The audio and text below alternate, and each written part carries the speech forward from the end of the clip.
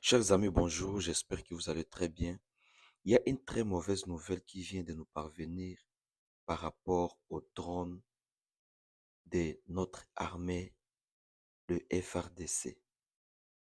Le centre de pilotage des drones de notre armée se trouve à l'est du pays, bref, à Kisangani, tout juste à l'aéroport international de Bangoka de Kisangani. Et la nuit d'aujourd'hui, donc du dimanche pour conserver le lundi, les M23, les AFC M23, dirigés par l'armée rwandaise, ont bombardé ou ont neutralisé le centre de pilotage des drones de notre armée. Et jusque-là, il n'y a que des dégâts matériels. Il n'y a pas de pertes en vies humaines. Mais jusque-là, on ne fait que compter des dégâts matériels. Et pourtant, c'est ce qu'on avait appris. Nos drones étaient vraiment imbattables, car personne et alors personne ne savait comment le neutraliser. Et selon ce qu'on a appris, c'est comme s'il y a une trahison au sein de l'armée.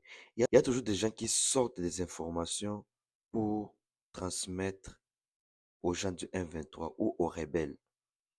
On ne connaît pas les noms de ces gens, mais je vous rassure, il y a au moins des mouchards. Il y a des traîtres qui continuent à envenimer ou à infester notre armée. Donc, les autorités militaires et administratives ou politiques même doivent se réveiller, doivent ouvrir grandement leurs yeux pour bien regarder la situation sécuritaire qui prévaut à l'est du pays. Car ce n'est pas aussi normal, après juste quelques jours de la signature du cessez-le-feu, que les FARDC enregistrent beaucoup de pertes en matériel et pourtant, ces drones-là ont été achetés par l'argent du contribuable congolais. Donc, j'appelle vraiment à la vigilance à tous nos généraux et surtout aux militaires qui sont chargés à la gestion du centre de pilotage des drones.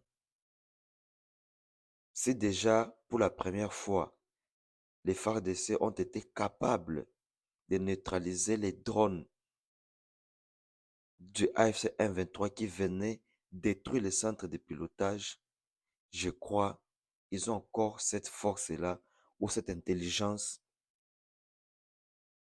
de neutraliser même à 20 km, même à 30 km, les drones qui ont tendance à venir détruire le centre de pilotage.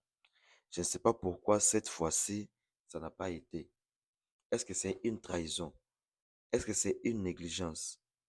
Ou, ou peut-être le M23 ont des appareils beaucoup plus sophistiqués par rapport aux appareils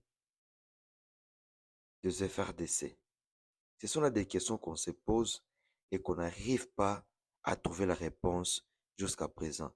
Si vous avez une réponse, je vous prie de la mettre en commentaire. Peut-être ça pourra nous édifier ou carrément ça pourra nous aider. Merci et à la prochaine. Ciao.